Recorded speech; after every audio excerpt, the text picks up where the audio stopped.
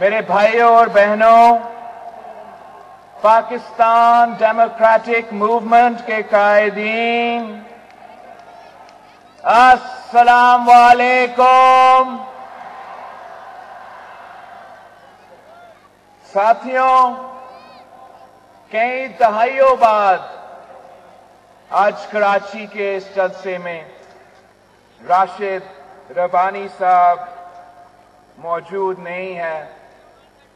سارے Pakistan Peoples party کے کارکن، سارے جمہوری کارکن راشد ربانی صاحب کو سرخ سلام پیش کرتے ہیں۔ آپ جانتے ہیں کہ آج کا دن پاکستان کے لیے تاریخی دن ہے۔ آج ہمارے دلوں کے پرچم سانحہ کارساز کے شہیدوں کی یاد میں جھکے ہوئے ہیں، جنہوں نے اپنے خون سے قربانی، شجاعت اور جمہوری جدوجہد کا ایک نیا باب لکھا تھا۔ آفرین ہے شہید محترمہ بینظیر بھٹو پر، جس نے 13 سال پہلے اس دن وہ حوصلہ دکھایا جس کی دنیا میں کوئی مثال نہیں ملتی۔ شہید محترمہ بینظیر بھٹو اور کارساز کے شہیدوں کی یاد ہمیں نئی جذبہ دیتی ہے اور امید اور کامیابی کی نوید دیتی ہے۔ شہید محترمہ بینظیر بھٹو کا شہادت کا غم، شہداء کا غم زندگی بھر ہمارے ساتھ چلے گا، اور پاکستان کی تاریخ میں سرخ الفاظ میں تحریر کیا جائے گا۔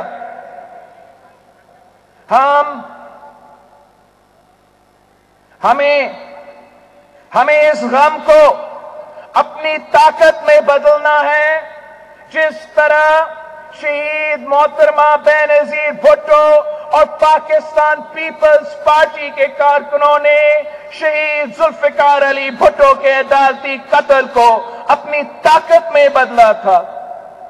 18 اکتوبر کو اس خونی رات پر بھی شہید محترمہ بینظیر بھٹو نے کہا کہ میں اپنی عوام، اپنے کارکنوں کے ساتھ رہوں گی، مجھے دھماکوں سے نہیں ڈرایا جا سکتا۔ وہ دھماکے کے بعد اپنے جیالوں کے پاس ہاسپٹل پہنچی۔ شہید محترمہ بینظیر بھٹو جانتی تھی کہ اصل نشانہ وہ ہے، اگر وہ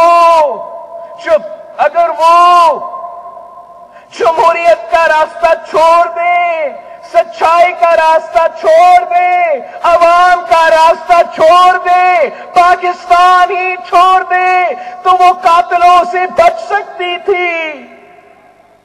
مگر شہید محترمہ بینظیر بھٹو اپنی ذات میں، اپنی بہادری میں بے نظیر تھی۔ وہ کبھی بھی ڈری نہیں، کبھی اپنے عوام کا ساتھ نہیں چھوڑا۔ کارساز کے شہداء پوری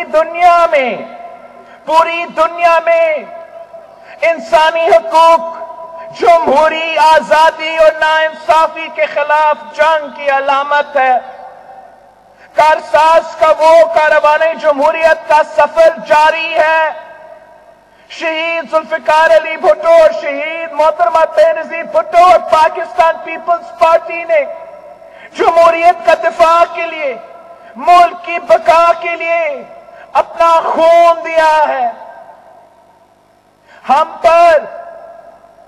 ہم پر شہدائے جمہوریت کا قرض ہے، اور وہ قرض ہم نے ادا کرنا ہے۔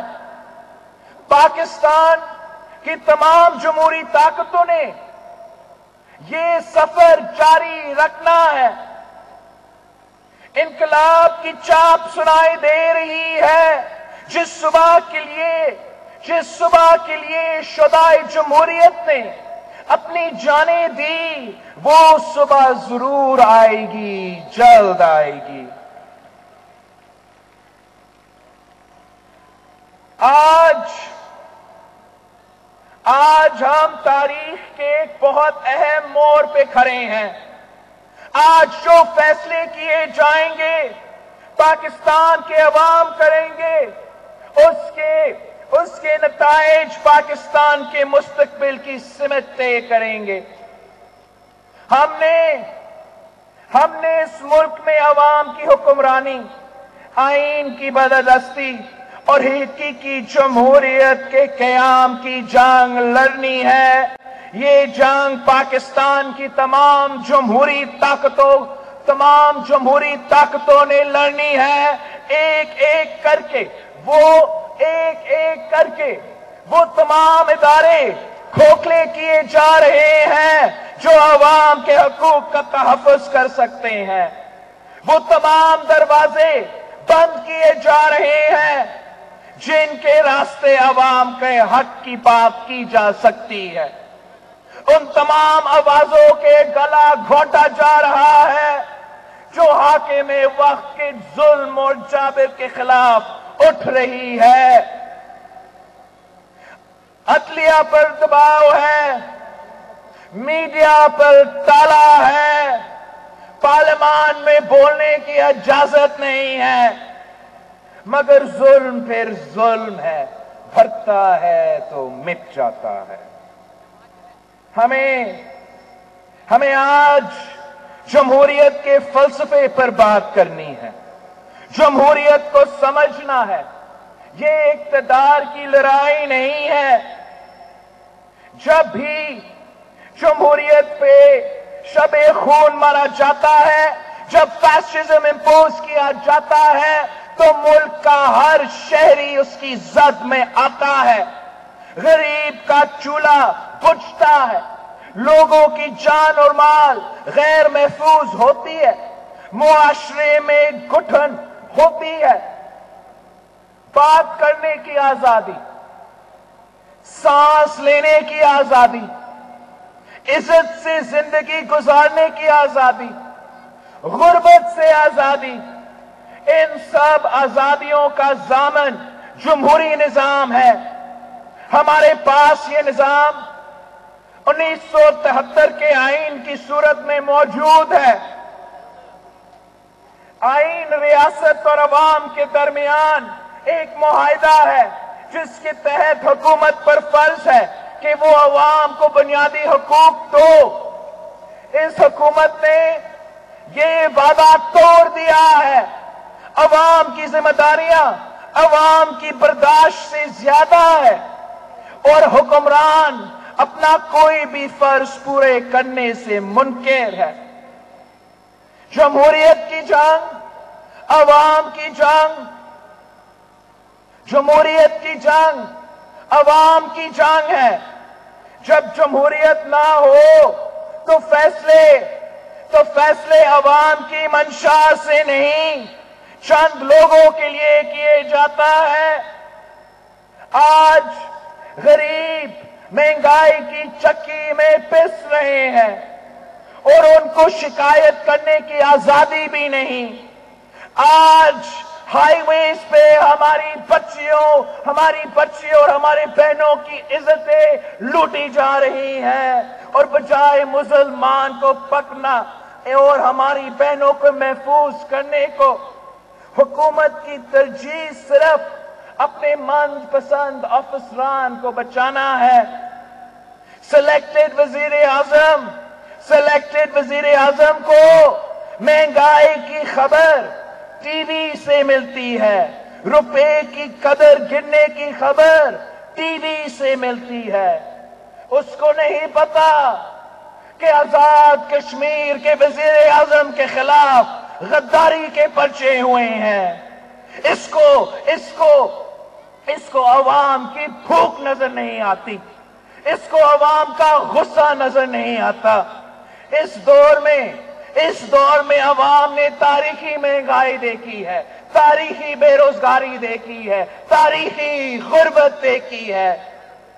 آٹا میں کرپشن، چینی میں کرپشن، پیٹرول میں کرپشن۔ مخالفین کے لیے نیب ہے، مخالفین کے لیے نیب کا اندھا قانون ہے، اور سلیکٹڈ وزیر اعظم کے دوستوں کے لیے عوام کے پیسے۔ پنجاب میں ایک نااہل ڈمی وزیر اعلیٰ لگا کر پنجاب کے ساتھ ایک مذاق کیا جا رہا ہے۔ پختونخوا اور بلوچستان کے ساتھ ظلم کیا جا رہا ہے۔ سندھ کے حقوق پر ڈاکے ڈالنے کی کوشش کی جا رہی ہے۔ سندھ کے ساتھ سوتیلے سلوک کیا جا رہا ہے۔ سندھ کو اس سال اپنا NFC ایوارڈ کا حصہ نہیں دیا گیا۔ 300 ارب روپیہ سندھ کو نہیں دیا گیا۔ آپ ذرا سوچیں، اسی شہر کراچی میں ہم کتنے نوجوانوں کو 300 ارب روپے کے ساتھ روزگار فراہم کر سکتے تھے۔ سندھ کا کیپٹل کراچی کو الگ کرنے کی سازش پک رہا ہے۔ جہاں سے گیس نکلتی ہے ان کو گیس نہیں دیا جاتا۔ کہ الیکٹرک ہمارے کراچی کے عوام کا خون چوس رہا ہے، اور عمران خان اپنا دوست کو بچانے کے لیے کراچی کو عوام کو اندھیروں میں دھکیل جاتا ہے۔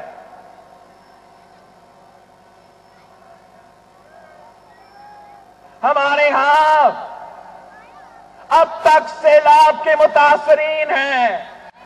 ہم نے تاریخی مانسونز دیکھے تھے، تاریخی بارش دیکھا تھا، تاریخی سیلاب دیکھا تھا۔ ہمارا کراچی سے لے کے میرپور خاص تک، میرپور خاص سے لے کے عمرکوٹ تک، عمرکوٹ سے لے کے سانگر تک، سانگر سے لے کے بدین تک ہمارا سیلاب کے متاثرین آج تک دربدر ہے، اور ان کو امداد دینے دور کی بات، مدد کرنا دور کی بات، ہمارا سلیکٹڈ وزیر اعظم نے ان کا پوچھا تک نہیں۔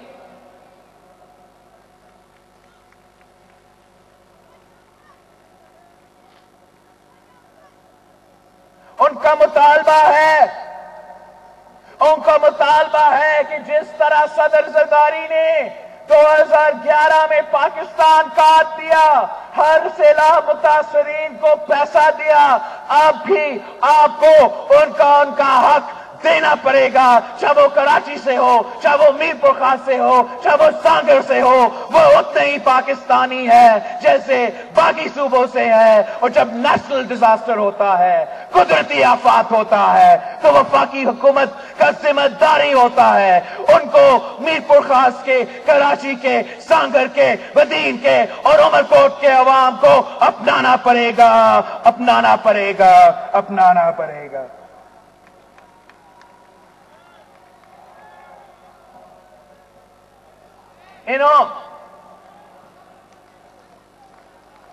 عمران نے صرف کراچی کو دھوکہ دیا ہے۔ سنا ہوگا آپ نے 1000 ارب روپیہ کا پیکج، 1000 ارب روپیہ کا پیکج دھوکہ نکلا، یو ٹرن نکلا۔ اس میں آپ کے لیے ایک نیا روپیہ نہیں ہے۔ اس 1000 ارب روپیہ کا پیکج میں آپ کا اپنا 800 ارب روپیہ ہے، جو سندھ کا ADP ہے، جو 3 سال سے چلتے آ رہے ہیں۔ اس میں جو 100 ارب روپیہ وفاقی منصوبے کے ہیں، وہ تو صدر زرداری کا وقت سے اور میاں صاحب کے وقت سے آن گوئنگ منصوبے ہیں۔ انہوں نے کراچی کے اس صوبے کے متاثرین کے لیے 1 روپیہ نہیں دیا۔ انہوں نے انہوں نے منی پاکستان کے لیے، پاکستان کی معاشی ہب کے لیے 1 روپیہ نہیں دیا، الٹا وہ آپ کا وسائل پہ ڈاکہ جانا چاہتے ہیں۔ وہ رات کے اندھیروں میں بلوچستان اور سندھ کے آئلینڈز کو ایک آرڈیننس کے تھرو قبضہ کرنے کی کوشش کرتے ہیں، اینیکس کرنے کی کوشش کرتے ہیں۔ ہم ان کو خبردار کرتے ہیں، ان کو اپنا آرڈیننس واپس لینا پڑے گا۔ سندھ میں ایک طوفان اٹھ رہا ہے، سندھ میں ایک طوفان اٹھ رہا ہے۔ ہوش کے ناخن لو، واپس لو اپنا آرڈیننس کو واپس لو۔ اگر آپ واپس نہیں لیتے ہو تو میں یہاں کے موجود ایم پی ایز کو، یہاں کے موجود سینیٹرز کو کہہ رہا ہوں کہ سینیٹ آف پاکستان میں صبح اسمبلی سندھ میں وینسڈے آپ کا سیشن ہے، وینسڈے آپ کا سیشن ہے۔ اگر وینسڈے تک انہوں نے یہ آرڈیننس واپس نہیں لیا تو آپ ریزولوشن پاس کر کے، سینٹ میں ریزولوشن پاس کر کے، 1 لاکھ مار کے اس آرڈیننس کو باہر پھینک دیں۔ یہ آئلینڈز چاہے وہ بلوچستان میں ہو یا سندھ میں ہو، یہ کسی کے باپ کے جاگیر نہیں ہے، یہ سندھ اور بلوچستان کے عوام کے ملکیت ہے۔ جو یہاں کے آئلینڈز ہیں وہ ہماری ماہی گیروں کے ہیں۔ ہم آپ کو ان کا آئلینڈز قبضہ کرنے نہیں دیں گے۔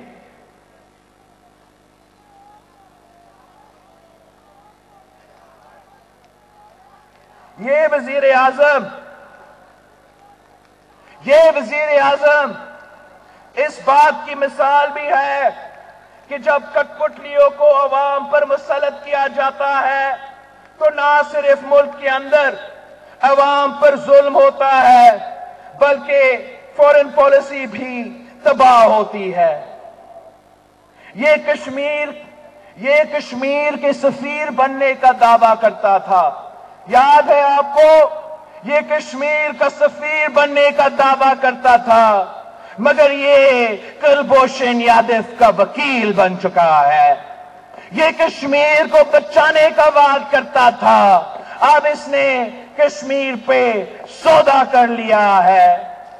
ملک کے اندر فیشزم نے ہمارے کشمیر پر اور مودی کے بربریت پر موقف کمزور کیا ہے۔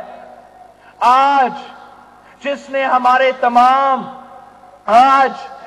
ہمارے تمام دوست ممالک کے ساتھ تعلقات خطرے میں ڈال دیے ہیں۔ اس نالائق، نااہل اور لا علم وزیر اعظم کو جانا پڑے گا۔ آج کسان کے گھر میں بھوک ہے، مزدور بے روزگار ہے، پاکستان کا نوجوان مایوس ہے، بے گناہ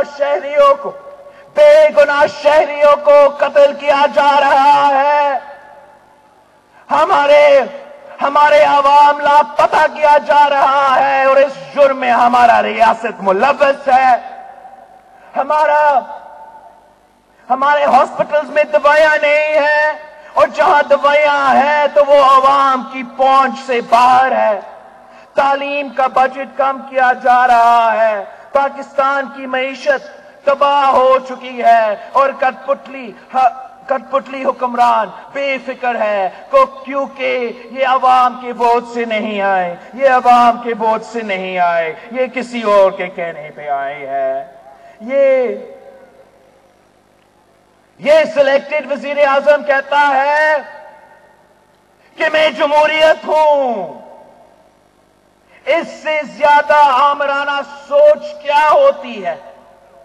یہ پارلیمان کو نہیں مانتا، آئین کو نہیں مانتا، اس کو عوام کی بھوک اور ان کے آنسو نظر نہیں آتے، اور یہ پاکستان کی پوری جمہوریت ہونے کا دعویٰ کرتا ہے۔ کسی ایک شخص کی حکومت جمہوریت کی نفی ہے۔ اس شخص کا غرور پاکستان کی عوام مٹی میں ملا دے گی انشاءاللہ۔ اس کٹپٹلی وزیر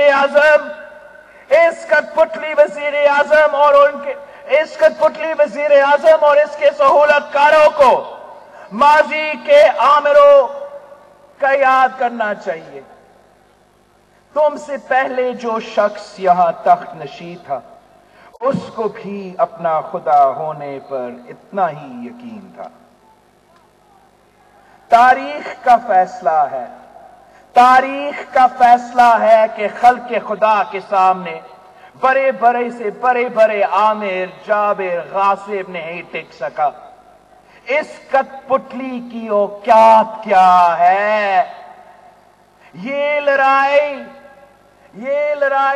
نہیں ہے، مگر یہ لڑائی اب فیصلہ کن ہوگی۔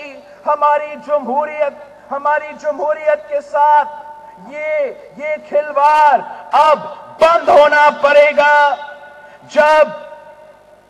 جب کبھی پاکستان میں آمرانہ طاقتیں جمہوریت اور عوام کے حقوق پر حملہ آور ہوئی ہیں تو پاکستان پیپلز پارٹی ان کے سامنے دیوار کی طرح کھڑی ہوئی ہے۔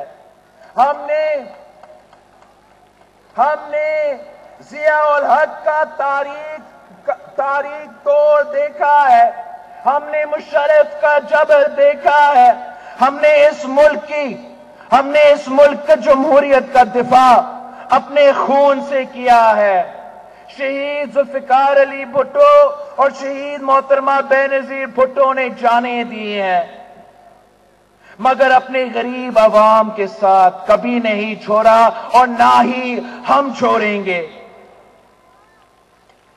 ہماری سیاست صرف عوام کے لیے۔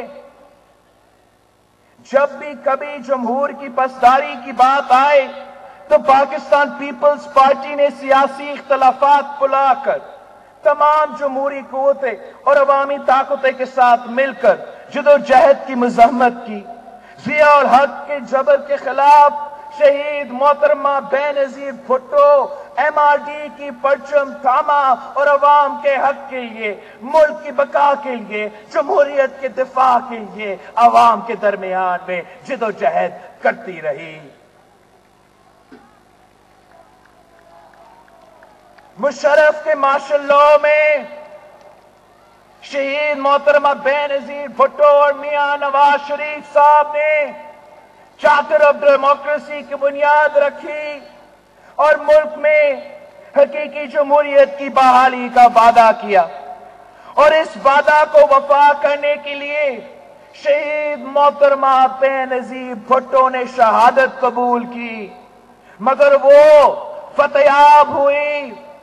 ہم نے نہ صرف مشرف گورا سرٹیفائیڈ غدار قاتل کو ہروایا، مگر ہم نے 18ویں ترمیم کے تھرو 1973 کا آئین بھی بحال کیا۔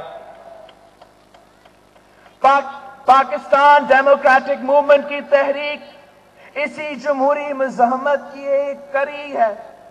آج ہمیں پھر وہی لڑائی لڑنی ہے، اپنے غریبوں کے لیے، اپنے بچوں کے لیے، اپنے پارلیمان اور آئین کے لیے، اس ملک میں قانون کی حکمرانی کے لیے اور طاقت کو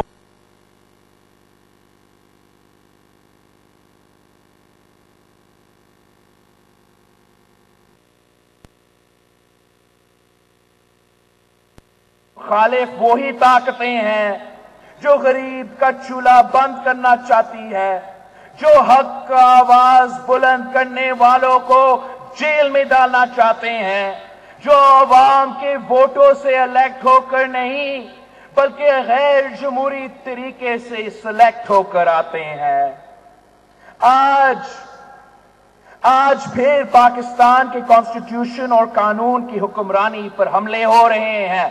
آج پھر ہمیں اکٹھا ہو کر ان کا مقابلہ کرنا ہے اور ان کو ایک بار پھر شکست دینی ہے۔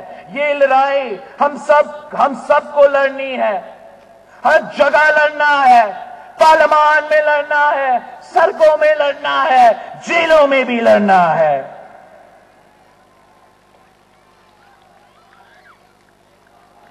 اگر ہمیں پارلیمان میں نہیں بولنے دیں گے تو ہم پھر سڑکوں پر بولیں گے۔ اگر ہمیں جیلوں میں ڈالا جائے گا تو پھر ہماری حق کی سزا جیلوں کی دیواریں ہلا دیں گی۔ کس کس کو جیل میں ڈالیں گے؟ کبھی کوئی عوام کو بھی جیلوں میں ڈال سکا ہے؟ کبھی سمندر بھی قید ہوا ہے؟ کیا کبھی جیل نے سچ کو قید رکھا ہے؟ ان کو تو پابندیاں لگانے کا بڑا شوق ہے۔ مثبت رپورٹنگ کے علاوہ ہر خبر پہ پابندی، ٹی وی پہ پابندی، نیوز پیپر پہ پابندی، سلیکٹ بولنے پہ پابندی، یہاں تک کہ ٹک ٹاک پہ بھی پابندی۔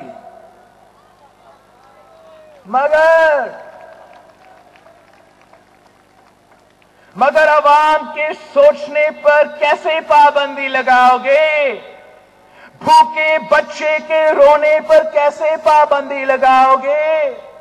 بے روزگار نوجوان کے غصے پر کیسے پابندی لگاؤ گے؟ عوام کی طاقت کے سامنے زور اور جبر والے نہیں ٹھہر سکتے۔ اس کٹ پتلی وزیر اعظم کی حکومت کی تو بنیاد ہی نہیں ہے، یہ سب ڈھانچہ کھوکھلا ہے۔ کیا یہ سمجھتے ہیں کہ ہم ان کی دھمکیوں سے ڈر جائیں گے؟ جیل کی دھمکی، نیب کی دھمکی، ہم تو کارساز میں کھڑے ہیں، جب ہم بم دھماکے سے نہیں ڈرے، اس کٹ پتلی کی کیا اوقات ہے؟ اس سلیکٹڈ کی کیا اوقات ہے؟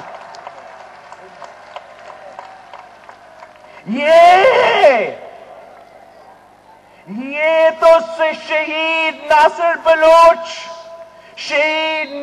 بلوچ جیسے جیالوں کے جماعت ہیں۔ شہید ناصر بلوچ جب ضیاء الحق کا پھانسی گھاٹ کا سامنا کیا تو اس نے اعتراض کیا کہ ساتھیوں،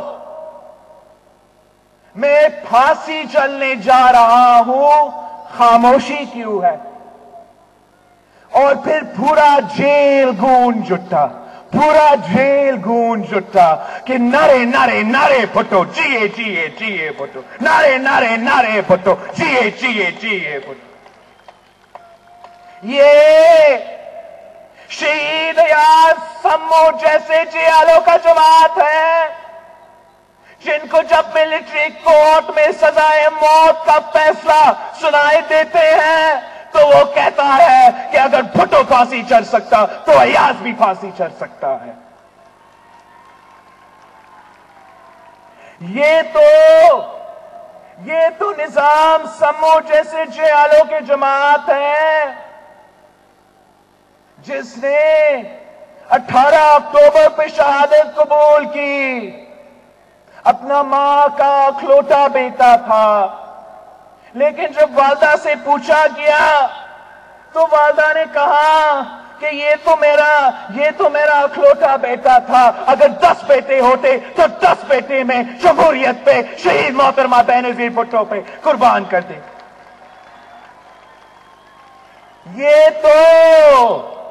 یہ تو شہید رخسانہ فیصل جیسے بہادر جیالیوں کا جماعت ہے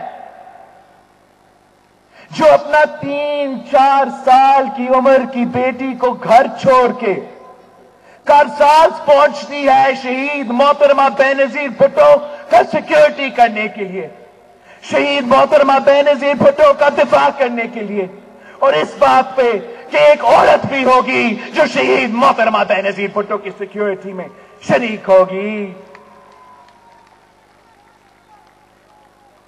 अरेस्ट करना चाहते हो, अरेस्ट करना चाहते हो, शौक पूरा करो, पूरा करो, मगर ये याद रखना, ये याद रखना कि ये अवाम खामोश नहीं बैठेंगे। इन बेहिस हुक्मरानों, इन बेहिस हुक्मरानों के घर के दरो दीवार इनके नारों से हिलेंगे, अवाम इनके घिराव करेंगे। अब हम अपने बुजुर्गों और घर के औरतों का गिरफ्तारियां नहीं देंगे।